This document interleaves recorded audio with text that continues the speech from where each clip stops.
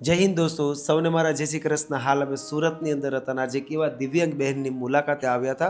હાલમાં તો આ દિવ્યાંગ બહેનને મહેનત કરી વિશે જીવનમાં આગળ વધવું છે, પણ આજે પોતે દિવ્યાંગ હોવાના કારણે ઘણી બધી તકલીફો સાથે અને ઘણા બધા સંઘર્ષ સાથે પોતે કંઈક જીવી રહ્યા છે. તો બસ આજે આ બહેન સાથે વાતચીત કરી અને બહેનની મદદ કરવાની કોશિશ કરીએ. તો બસ દોસ્તો, વિડીયો સાથે બન્યા રહીજો અને તમારા દરેક ગ્રુપમાં વિડીયોને શેર કરીને સપોર્ટ આપજો.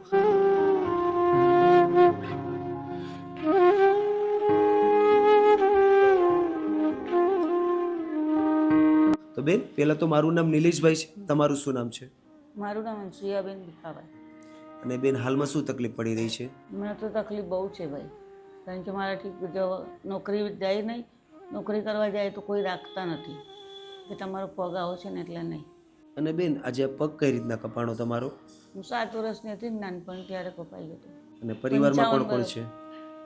2 ભાઈ હતા. એક ભાઈ તો એક્સપાયર થઈ ગયો, બીજો મોટો ભાઈ છે ને એના છોકરાને કીધું હતું એ મને કે હું તમને સહારો કરીશ, પણ એને બ્લડ કેન્સર છે. અચ્છા, એટલે અત્યારે પરિવારમાં સપોર્ટ કરવા વાળું કોઈ જ નથી? કોઈ નથી. અને તમે મેરેજ નથી કર્યા? ના, અચ્છા, એકલા જ રહો છો? એટલા જ. ઘર બી ચલાવજો એને ભાઈ, શું બેન?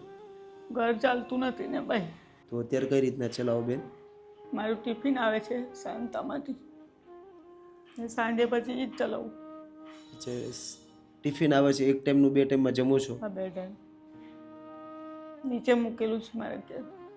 તો આજે બીજું કોઈ નથી પરિવારમાં? નહીં, મમ્મી પપ્પા તો એક્સપાયર થઈ ગયા. તકલીફ તો બહુ છે, શું કરીએ. ઘરે કોઈ કપડાં ધોવા આપી જાય ને તો ધોવું પડે. કોઈનો સહારો નથી ભાઈ. મહિના પૈસા તો જોઈએ ને રોજના. એ વાત પણ સાચી છે. પૈસા વગર તો ઘર કઈ રીતના ચાલે? કંઈ નહીં લાવે પણ દૂધનો ખર્ચો જોઈએ ને. આજે તમે એકલા જ રહો છો? હા, બીજું કોઈ જ નથી? કોઈ આપણે ન હોય ને ત્યારે કે આ નહીં તે અમારા ઘરે લઈ જાઓ, પછી રોજ કોની પાસે લેવા છો. અને બેન, આજે તમે એક પગ સાથે જીવો છો અને એક પગ તો નથી, તો એમાં ઘણી બધી તકલીફો પડતી હશે બેન? કોઈ દિવસ તો ચલાય નહીં ને ત્યારે બેસી રહેવું પડે ઘરમાં. કામે નહીં કરી શકતી. અચ્છા, કામે નથી જઈ કોઈના ઘરે શકતા? જઈએ ને તો એમ જ કે બોલાવે ખરી, પછી એમ કે તમે નહીં ચાલો. અચ્છા, એટલે તમારે એક પગ નથી એટલે કોઈ કામ જ ન આપે? ના, કોઈ નહીં આપતું કામ. ઘરે આવી રહેવું પડે. આપણો પગ આવો તો બનાવે આપણને કામ. જે લોકો ના પાડી દે એટલે દુઃખ થાય. એ વાત પણ સાચી છે અને દુઃખ તો થાય જ ને. આજે તમારે કામ કરવું છે, પણ આજે તમે દિવ્યાંગ છો એના કારણે તમને કોઈ કામ પણ નથી આપતું. એટલે સાહેબ, મારું એવું કેવું કે કોઈ બેહીને રોજગાર મળી જાય ને તો બેસીને એમાં કામ કરવું. આજે આ ઉંમરે પણ મહેનત કરવી છે તમારે. શું કરશે ને કોણ કરશે? પ્લીઝ પહેલાં તો બેન તમે રડો નહીં. અમે તમને ચોક્કસથી મદદ કરીશું બેન. મહેનત કરીએ તો સારું ને, કોઈ પાસે માંગવું કરતા. એ કામે બોલાવે ને પછી એમ કહી દે ને કે ભાઈ તમે આવ્યા પણ તમારાથી નહીં થાય કામ, તમે ઘરે જાઓ. પછી ઘરે આવીને એવું રોવું આવે ને, એવું લાગે કે હવે કંઈ ખાઈ લે પી લે મરી જાઓ. એ કરતા ભગવાન આવી સ્થિતિ ત્રીજી વખત લઈ લે તો સારું. પ્લીઝ પહેલાં તો બેન તમે રડો નહીં અને પ્લીઝ એવું નહીં વિચારો. અને બધાનો જ ભગવાન હોતો હોય છે. આજે તમારે પણ મહેનત કરવી છે, પણ આજે દિવ્યાંગતા સાથે તમે જીવો છો એના કારણે તકલીફ પડે છે, પણ તમે ચિંતા નહીં કરો, અમે ચોક્કસથી તમને મદદ કરીશું બેન. તો દોસ્તો, તમે દરેક લોકો આ દિવ્યાંગ બહેનની વાત તો સાંભળી થશે. હાલમાં બેન ઘણી બધી તકલીફો સાથે, ઘણા બધા સંઘર્ષ સાથે પોતાના દિવસો તો પસાર કરી જ રહ્યા છે, પણ દુઃખની વાત તો એ છે કે બેન પગેથી દિવ્યાંગ હોવાના કારણે જ્યારે લોકો પાસે કામ માંગવા જાય છે ત્યારે લોકો એમની પરિસ્થિતિ જોઈને ના પાડી દે છે.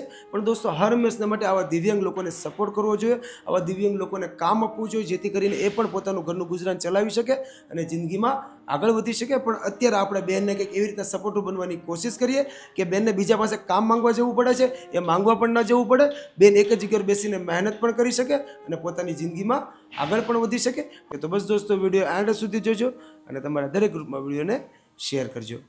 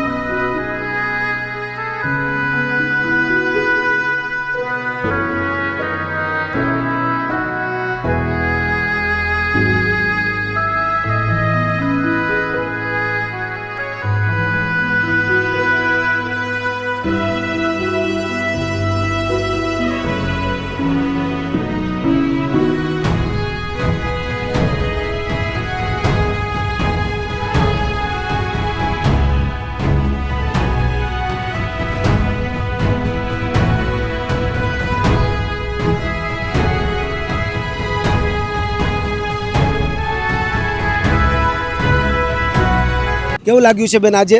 બહુ સરસ લાગ્યું છે હો ભાઈ કે તમે આજે મારા આધાર જીવવાની ઉમ્મીદ મારી પૂરી કરીશ તમે. હવે મહેનત કરવામાં તકલીફ નહીં પડે ને ના બેન? ના ના ના હવે આગળ વધી શકશો ને? હા, વધી શકશે. અને તમે કહેતા હતા ને તમારે બીજા પાસે કામ માંગવા જવું પડે છે અને ત્યારે લોકો તમને ના પાડી દે છે, પણ હવે કામ માટે બહાર પણ નહીં જવું પડે. હવે તમે એક જ જગ્યાએ બેસીને મહેનત પણ કરી શકશો અને તમારા જીવનમાં આગળ વધીને મહેનત પણ કરી શકશો બેન. હવે ને હવે આજે નવી જિંદગી મળી એવું લાગે છે. અને આજે ખાસ 2026નો આજે પહેલો દિવસ છે અને આજે નવા વર્ષના દિવસે જ તમને એક સરસ મજાનો રોજગાર મળ્યો છે. બહુ બહુ આભાર તમારો. હું મહેનત કરી શકીશ ક્યાંય બહાર કામે નહીં જવું પડે. બિલકુલ સાચી વાત છે. હવે તમે એક જ જગ્યાએ બેસીને મહેનત પણ કરી શકશો અને તમારા જીવનમાં આગળ પણ વધી શકશો. અને બેન આજે આપણને આ સંપૂર્ણ રોજગાર માટે જેણે સપોર્ટ કર્યો છે એમનું નામ છે રોનકભાઈ અને દેવલબેન. આજે રોનકભાઈ અને દેવલબેનના પૂરા પરિવાર તરફથી તમને એક સરસ મજાનો રોજગાર મળ્યો છે. તો તમે આજે રોનકભાઈ અને દેવલબેનને કંઈ કહેવા માંગતા હોય તો બેન? રોનકભાઈ અને દેવલબેન તમારો ખૂબ ખૂબ આભાર. તમારી રીતે મારી જિંદગી હવે સફળ થઈ ગઈ છે આજથી નવા વર્ષના દિવસે, ને તમે મને રોજગાર આપી દીધું. તમારો બહુ બહુ ધન્યવાદ. તમે અમારું જીવન બદલી નાખ્યું છે. થેન્ક યુ સો મચ બેન, થેન્ક યુ સો મચ. હવે મહેનત કરી શકશો ને બેન? હા હા ચોક્કસ. Thank you so much. તો થેન્ક યુ સો મચ રોનકભાઈ, દેવલબેન. આજે તમારા પૂરા પરિવાર તરફથી આ દિવ્યાંગ બહેનના જીવનમાં ઘણો બધો બદલાવ આવ્યો છે. બેનને ઘણી જગ્યાએ કામ માટે બહાર જવું પડતું હતું, પણ હવેથી બેનને બહાર પણ નહીં જવું પડે. બેન એક જગ્યાએ બેસીને મહેનત પણ કરી શકશે અને પોતાની જિંદગીમાં આગળ પણ વધી શકશે. અને આજે ખાસ 2026નો પહેલો દિવસ છે, 1 જાન્યુઆરી છે. આજે નવા વર્ષના દિવસે બેનના જીવનમાં એક આશાનું કિરણ આવ્યું છે. હવે બેન એક જગ્યાએ બેસીને મહેનત પણ કરી શકશે અને પોતાની જિંદગીમાં આગળ પણ વધી શકશે. તો આજે અમારી પૂરી ટીમ તમારો દિલથી આભાર વ્યક્ત કરે છે. તમે જ્યાં પણ હો ત્યાં ભગવાન તમને તન મન ધનથી તંદુરસ્ત રાખે. બસ હર હંમેશા માટે આવી જ રીતના જરૂરિયાતમંદ લોકો માટે અને દિવ્યાંગ લોકોના ચહેરા ઉપર સ્માઇલ લાવતા લઈજો. આજે અમારી પૂરી ટીમ તમારો દિલથી આભાર વ્યક્ત કરે છે. થેન્ક યુ સો મચ રોનકભાઈ અને દેવલબેન. આજે અમારી પૂરી ટીમ તમારો અને તમારા પૂરા પરિવારનો દિલથી આભાર વ્યક્ત કરે છે.